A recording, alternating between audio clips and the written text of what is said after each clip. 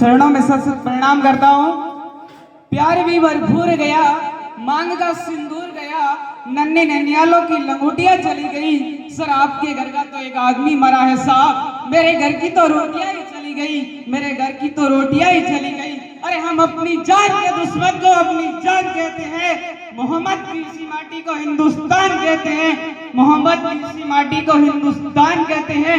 अरे जो दुनिया में दिखाई दे उसे कहते हैं खामोशी, अरे जो दुनिया में दिखाई दे उसे कहते हैं खामोशी, जो आंखों में दिखाई दे उसे तूफान कहते हैं, जो आंखों में दिखाई दे उसे तूफान कहते हैं। परम आदरणीय प्रधानाचार्य महोदय, ग्राम से पधारे हुए ग्रामवासियों, बाहर से पधारे हुए मेहमान एवं मेरे प्यारे गुरुजनों और मेरे साथ पढ़ने वाले प्यारे भाइयों एवं बहनों, आप सभी को इस 77वें गणतंत्र दिवस की हार्दिक बधाई एवं शुभकामनाएं।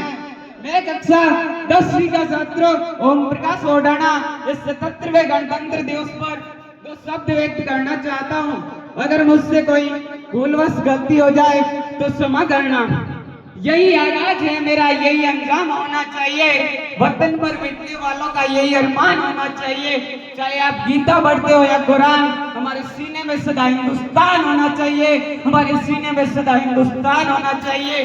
जैसा कि आप जानते हैं, हमारा देश 15 अगस्त 1947 को आजाद हुआ। उस समय देश में कोई भी कानून व्यवस्था नहीं थी। तब इस बात को ध्यान में रखते हुए पंडित जवाहरलाल नेहरू जी ने संविधान निर्माण के लिए 29 अगस्त 1947 को एक समिति बनाई, जिस समिति का नाम संविधान प्रारूप समिति रखा गया। इस समिति में अध्यक्ष सहित कुल 7 लोग थे और इस समिति का अध्यक्ष डॉक्टर भीमराव अंबेडकर जी को बनाया गया। इसके बाद 2 वर्ष 11 माह 18 दिन में हमारे देश का संविधान पूर्ण रूप से बनकर तैयार हुआ और 26 नवंबर 1949 को इसे संविधान सभा द्वारा अपनाया गया।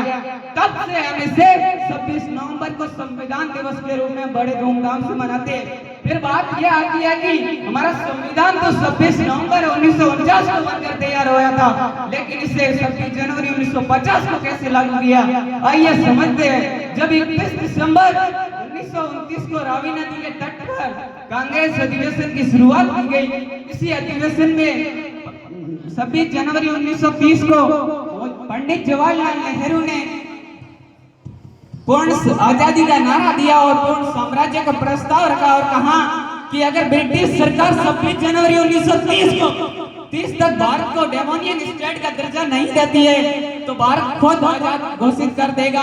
और कांग्रेस ने 26 जनवरी 1930 को भारत को स्वतंत्रता दिवस के रूप में मनाया और तब से 1947 तक स्वतंत्रता दिवस 26 जनवरी को ही मनाया जाता था।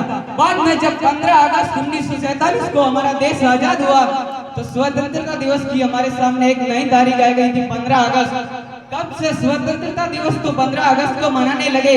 तब पंडित जवाहरलाल नेहरू जी ने कहा कि 26 जनवरी की तारीख को भी याद रखना जरूरी है, इसलिए भारतीय संविधान को 26 जनवरी 1950 को पूर्ण रूप से हमारे देश में लागू कर दिया। तब से हम इसे प्रतिवर्ष गणतंत्र दिवस के रूप में बड़े धूमधाम से मनाते हैं। हमारे देश का संविधान देश के सभी नागरिकों को एक सूत्र में बांधे रखता है। हमारा संविधान अपने आप में संपूर्ण है, अतः समय के अभाव के कारण मैं मेरी वाणी को एक शायरी के माध्यम से विराम देना चाहूंगा कि तैरना है तो समंदर में तैरो, नदी और नालों में क्या रखा है, प्यार करना है तो वतन से करो, इन बेवफा लोगों में क्या रखा है, इन बेवफा लोगों में क्या रखा है। जय भीम, जय भारत, जय संविधान।